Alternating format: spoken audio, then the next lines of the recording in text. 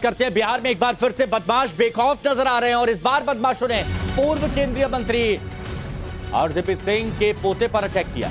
आपको बता दें, दरअसल रविवार देर शाम पिंटू सिंह को गोली मारी गई थी।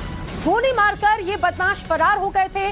नालंदा के सिलाव थाना की घटना थी। नालंदा में गोली मारकर बदमाश फरार हुए और किस तरह से यहाँ पर बदमाशों के हौसले बुलंद हैं, इस बात को देखकर समझा जा सकता है एक के बाद एक किस तरह की घटनाएं सामने आई।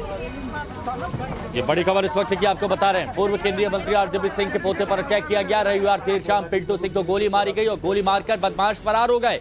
नालंदा के सिलाव थाने की ये घटना जो इस वक्त हम आपको बता रहे हैं। और चलिए अब आपको सुनवाते हैं कि मामले में घायल पिंटू सिंह ने अटैक के बाद क्या कहा।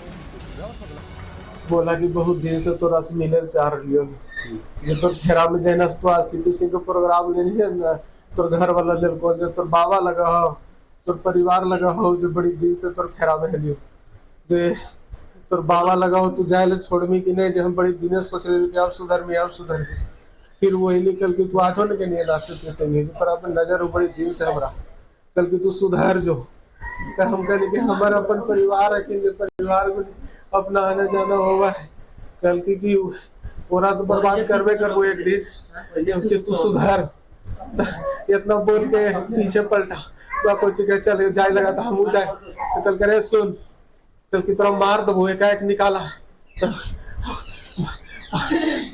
तो कल की रुके बस पीटिया से कल की मार दू था हम गली कह रहे हमारे परिवार अपने हमरा को मार काहे मार रहा तो की तरह मारना तो रहे ले जो मार दिया मार के और चीज मारी बंदूक था। तो आपने पिंटू सिंह को सुना हमले के बाद में किस तरह से उन्होंने बताया कि कैसे उनके ऊपर हमला किया गया। इस पूरे हमले के बाद में बीजेपी नेता और पूर्व केंद्रीय मंत्री आरसीपी सिंह ने एक बार फिर से नीतीश कुमार पर जोरदार हमला बोला है। आरसीपी सिंह ने इस हमले के पीछे जेडीयू की साजिश बताया। आरसीपी सिंह ने कहा कि बिहार में गुंडा राज है। आरसीपी सिंह ने बिहार में कानून व्यवस्था पर सवाल खड़े कर दिए।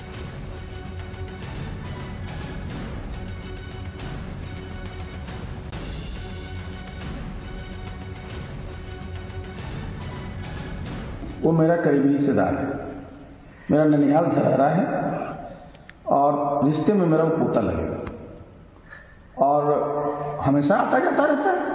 वो सरकारी सेवा में है, आज भी आया था, छुट्टी थी तो आया था और यहाँ से वो मिल करके गया है। अब मिलने के बाद देखिए किस प्रकार से उस पर कातिलाना हमला किया गया, गोली मारी गई है और ये बताया गया है कि साहब वो जो है उनका साथ छोड़ो और नहीं तो तुमको हम गोली मार देंगे। किनका साथ छोड़ो?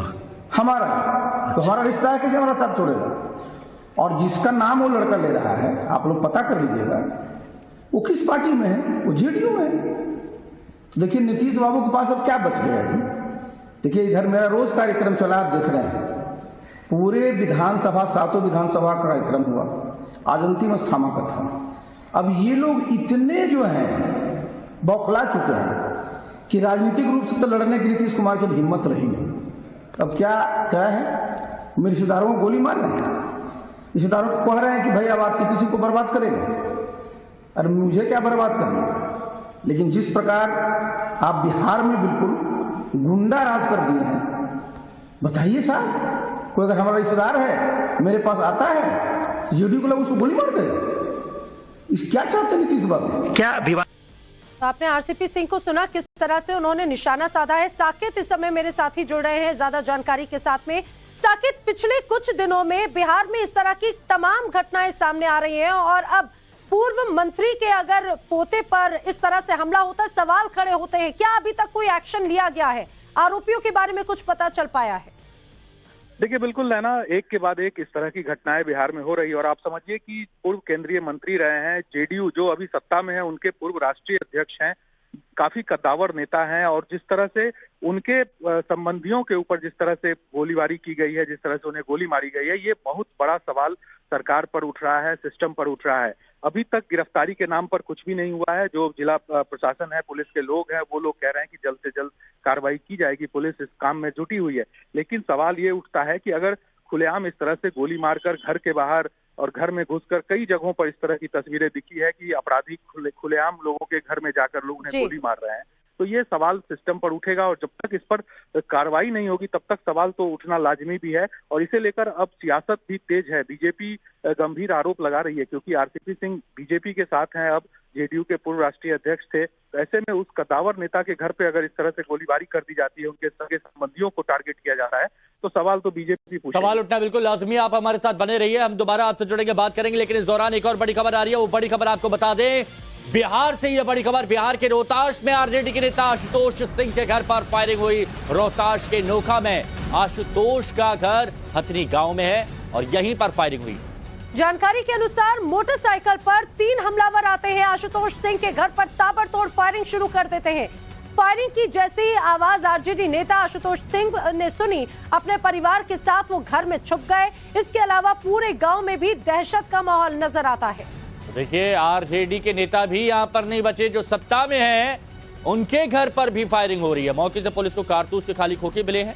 फिलहाल पुलिस आरोपियों की तलाश कर रही है। आरजेडी नेता आशुतोष सिंह के पिता की 1994 में हत्या कर दी गई थी। हालांकि आशुतोष सिंह का कहना है कि अब उनके किसी के साथ कोई दुश्मनी नहीं है। लेकिन आप देखिए, ना बीजेपी बची ना आरजेडी।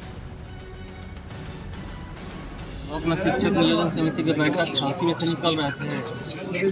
लोग बाइक से आया, सब हेलमेट पहने हुए थे। मेरा सामने मेरा कितने बजे घटना है?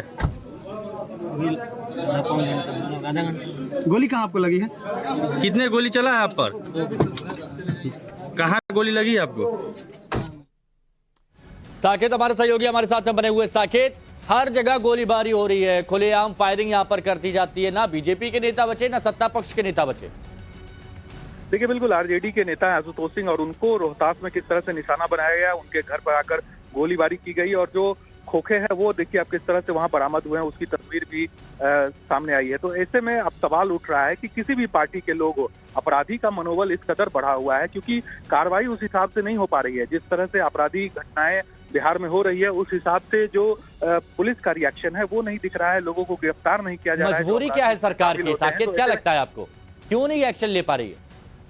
देखिए, कहीं ना कहीं चूंकि जब यहाँ पर डीजीपी बदले गए थे तो उस समय कहा गया था कि पुलिस को सबसे ज्यादा जरूरी है कि अपराधियों पर वो अपना शिकंजा कसे। जब तक अपराधियों को आप नहीं पकड़ेंगे तब तक आप क्राइम पे कंट्रोल नहीं कर सकते हैं। लेकिन स्थिति देखिए और भी बदतर होते जा रही है दिनों दिन और कहीं ना कहीं जो माइंडसेट है अपराधियों का वो बदला है। इस गठबंधन की जो सरकार बिहार में बनी है आरजेडी के साथ जेडीयू की, उसके बाद माइंडसेट अपराधियों का बदला है और उसी की तस्वीर ये दिख रही है कि लगातार इस तरह से गोलीबारी और तमाम चीजें हो रही है। बीजेपी यही सवाल भी उठा रहा है कि बीजेपी जब से जेडीयू आरजेडी के साथ सरकार में आई है तब से आपराधिक घटनाएं बढ़ी है और जंगल राज 2 की बात। साकेत, लेकिन एक सवाल बार बार खड़ा होता है, बदमाश बेखौफ है, बार बार वारदात को अंजाम देते हैं, लेकिन उसके बाद में पुलिस बदमाशों को पकड़ने में अभी तक सफल क्यों नहीं हो पाई? 2 घटनाएं, एक तरफ गोलीबारी घर पे होती है, दूसरी तरफ केंद्रीय मंत्री के पोते पर होती है, लेकिन आरोपियों की गिरफ्तारी अभी तक क्यों नहीं हुई? देखिए, बिल्कुल मनोबल इसी से बढ़ रहा है अपराधियों का, क्योंकि आप देखिए सिर्फ यही 2 घटनाएं नहीं, इससे पहले भी कई घटनाएं हैं।